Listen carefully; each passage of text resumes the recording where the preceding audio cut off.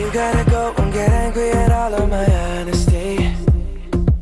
You know I try, but I don't do too well with apologies. I hope I don't run out of time, cause someone call a referee. Nos vamos con otro tema tan preocupante como tal vez el de la semana pasada. Digo, uno en esta propuesta que se llama precisamente, lo titulamos Depresión, Malestar de Moda y Actualidad del Sufrimiento. Uno podría pensar que atrás de esta depresión hay algo que no marcha, tanto como no marcha la violencia en los países. Hoy la salud mental es una asignatura pendiente para la civilización. Se ha tal vez banalizado el efecto que puede producir la falta de salud mental con todas las variantes que tiene el significante salud mental o qué se entiende por salud mental. Para iniciar la conversación en este espacio, elegí la depresión a pedido precisamente de la teleaudiencia. Y me gustaría, señor director, que ponga algunas imágenes, en tanto algunas consideraciones generales para iniciar este programa, como fíjense algunos informes de la Organización Mundial de la Salud Mental, que habla sobre la principal causa de incapacidad. En el año 2030 será la depresión. Los índices de España sobre consumo de medicación alarmantes. El 24% de los habitantes toman ansiolíticos, el 30% antidepresivos.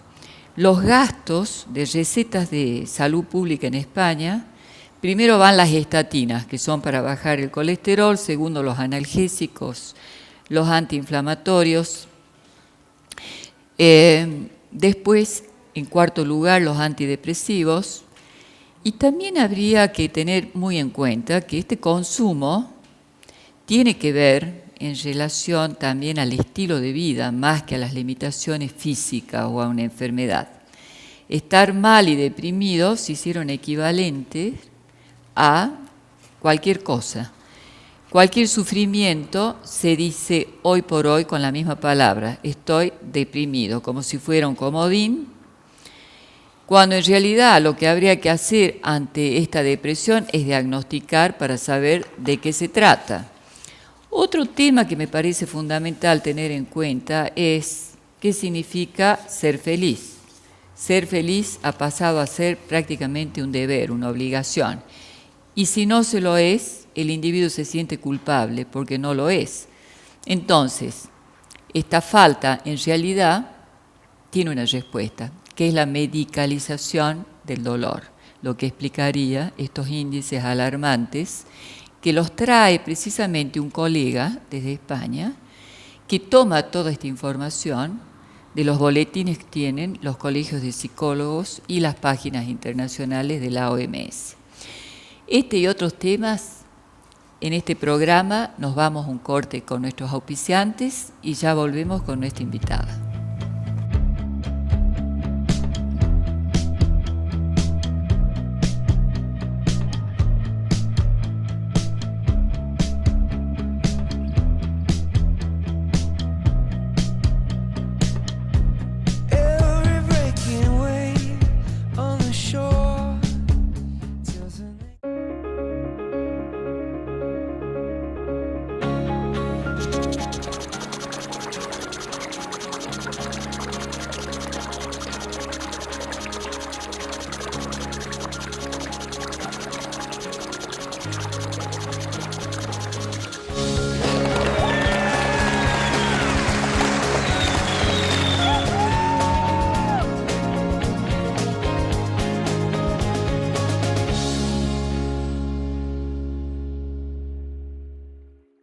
Y acá con nuestra invitada, la licenciada Silvia Robles. ¿Cómo te va, Silvia? Muy bien, gracias por invitarme, Estela. Es una amiga del programa, ya ella forma parte, ¿no es cierto?, junto con Macarena y con Samuel del equipo estable. Muy bien. Decía yo que este tema todavía es furor, pero que tiene muchas maneras de abordarlo. Tu especialidad con los niños seguramente nos va a poder aportar eso que pasa con los chiquitos, que ya tan chiquitos entran en un estado, o qué sería la depresión infantil. Sí, primero me parece que así muy breve habría que decir que, bueno, que están las depresiones neuróticas y las depresiones psicóticas, como para hacer una referencia en relación a las psicóticas son las maníacos depresivas, pero bueno, nosotros en este programa nos vamos a ocupar un poco de las depresiones, estados depresivos. Cuando decimos estados depresivos estamos hablando entonces de esta cuestión que se ve como angustia, como inhibición, como duelo, como separaciones, como fracasos escolares, lo que es la agitación en los niños. O sea, todas estas cuestiones tienen como una raíz, que es la angustia.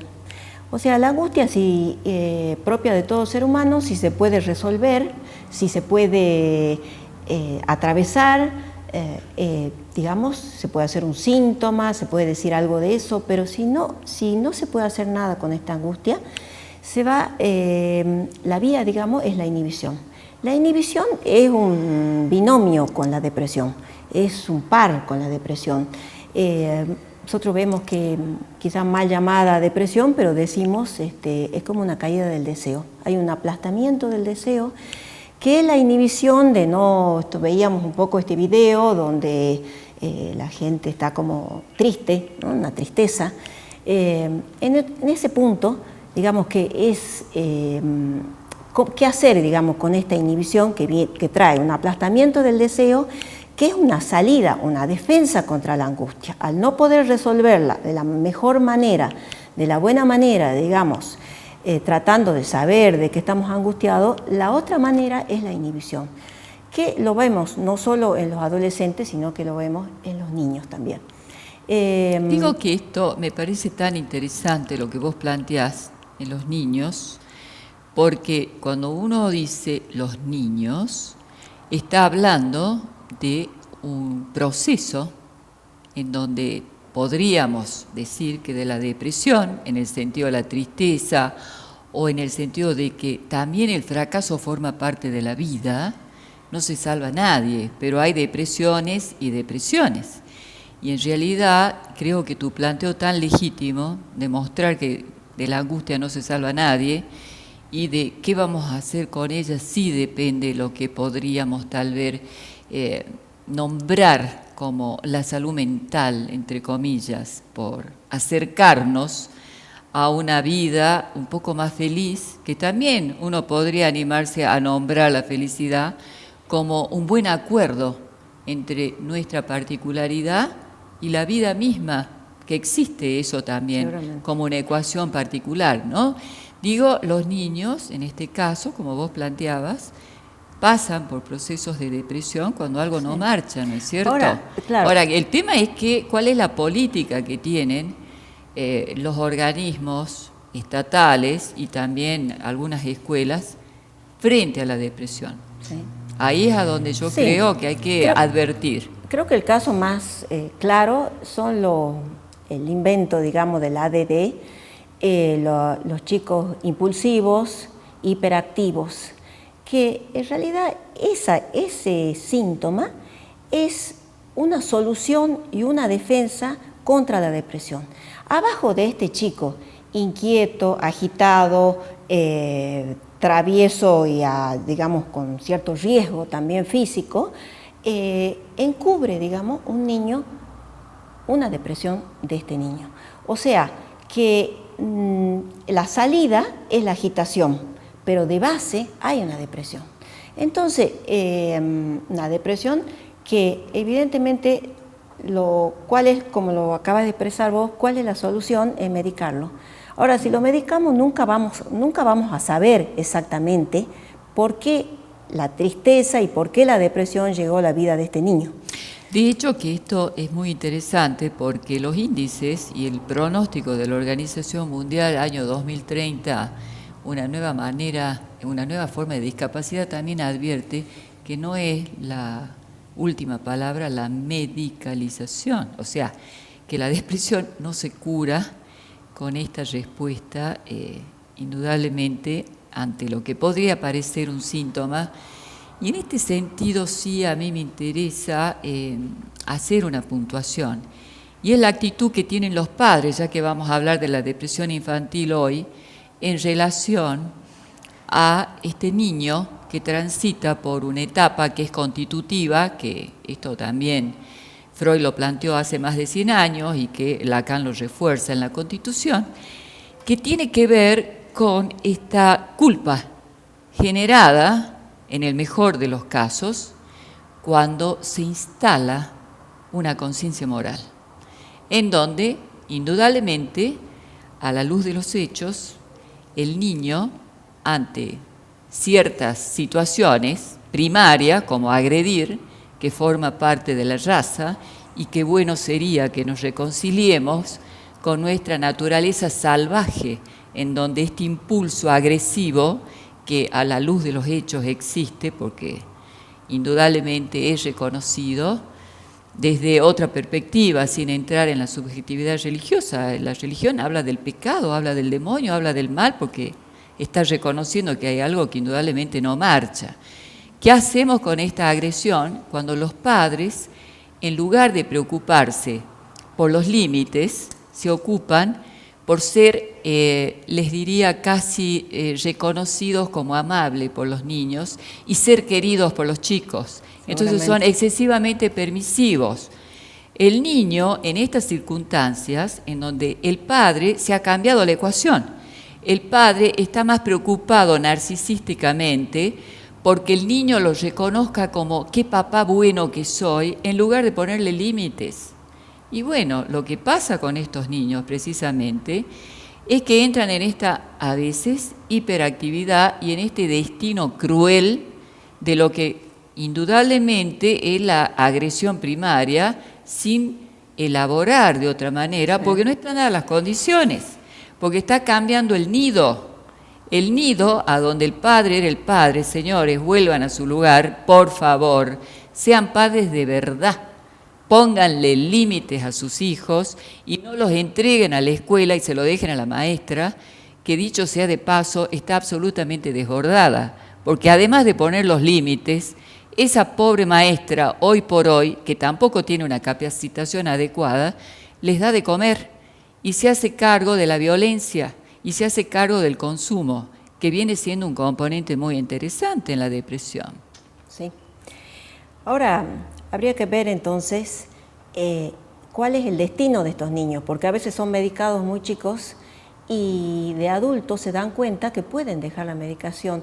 Pero claro, la medicación también calma a la familia, pero la familia a su vez tiene como un apremio de lo social, un apremio de que ese chico, entre comillas, se adapte, haga lo que tiene que hacer, o sea, sin poder ver las causas. Ahora, hay que pensar que cuando se llega a la adolescencia, tiene que haber un recurso de este chico para responder a las exigencias del otro sexo, a las exigencias sociales, y eso tiene que ver con la infancia.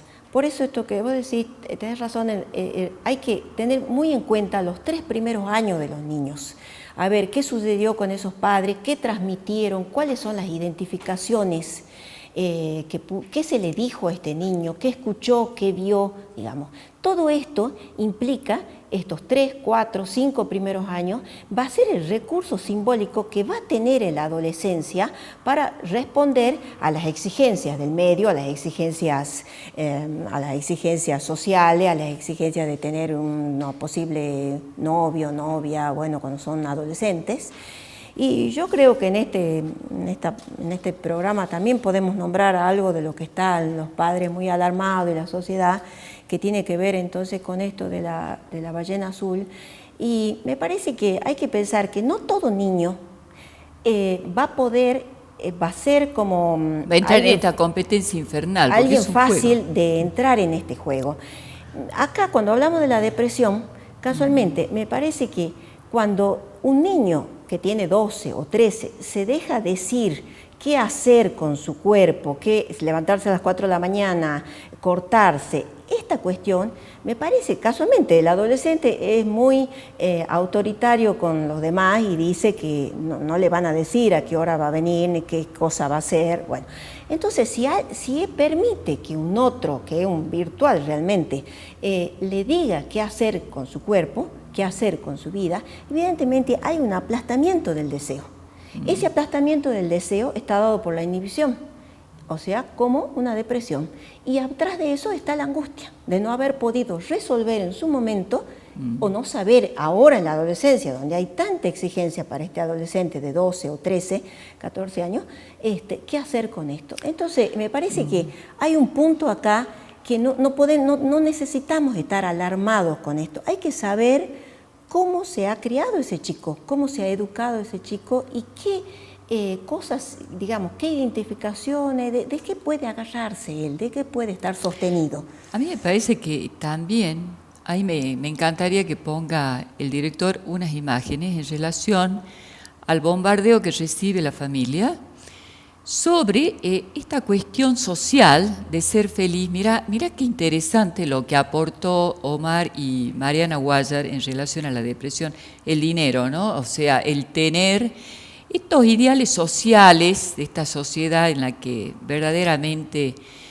pareciera que se soluciona la cuestión rápidamente, dijiste, hay una premura, volvamos acá, para que este niño salga de la depresión y este bombardeo que tiene la familia en donde el medicamento viene como anillo al dedo porque, diríamos, es una pastilla y nada más que le permite a la familia seguir siendo exitosa y feliz en una falsa felicidad. ¿Por qué digo falsa felicidad? Primero, la medicación no cura la depresión. Alivia, no se trata de demonizar la medicación, se trata de poner en el lugar que corresponde. Lo que verdaderamente te soluciona la depresión, primero hay que diagnosticar qué tipo de depresión tenemos y segundo, ver en caso de que sea tratable la depresión, porque no todas las depresiones son tratables desde cierta perspectiva como la nuestra, que va a las causas. Entonces, lo que hay que tener en cuenta es que puede ser más largo, pero mucho más eficaz, averiguar qué es lo que está pasando con la economía pulsional de este niño y qué sucedió, como dice Silvia, en relación a su angustia, qué es lo que detuvo este proceso que le impide una conexión exitosa con la vida y lo hace caer en esta tristeza que también no hay que demonizar la tristeza, por favor. La tristeza es un sentimiento que es inherente a la raza humana. Ahora vivimos en una época en donde si vos no sos feliz, y además si no sos feliz de determinada manera, esto yo ya lo dije en este espacio, lo vuelvo a repetir. ¿Qué significa ser feliz? Tener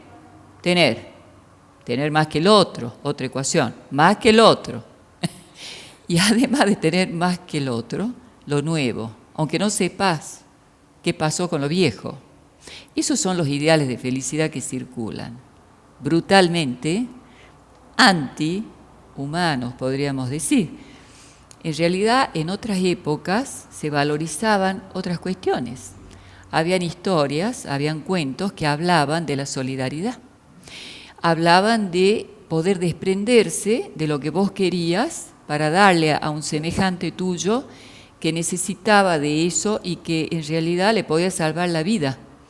Hoy, lo que menos importa es qué le pasa al otro, sino ser feliz de esta manera narcisista, pero fíjate que también la contracara de esto, de este no hacerse cargo, de no responsabilizarse por tu propia infelicidad legítima, que sería esta tristeza que te está diciendo que algo no marcha, como el ruido de un motor que no funciona, y vos decís, o me quedé sin combustible o algo le pasó, porque es un ruido que te dice, esto no funciona.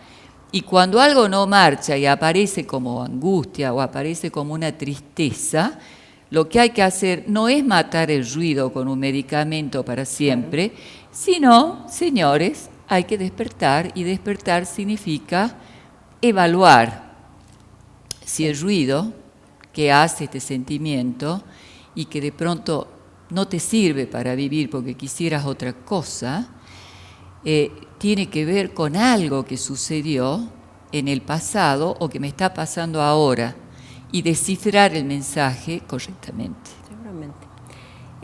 También en los jóvenes deprimidos uno puede pensar que no va hacia el otro, hacia dirigirse al otro y encontrar, digamos, que una respuesta, sino que va hacia el cuerpo. Entonces nosotros vemos las anorexias, los cortes en el cuerpo, los tatuajes, las intoxicaciones, que en el mejor de los casos puede ser un llamado al otro, como un acting, o sea, tomar un poco de pastillas como para poder ir hasta una guardia y el padre que se dé cuenta que algo sucede.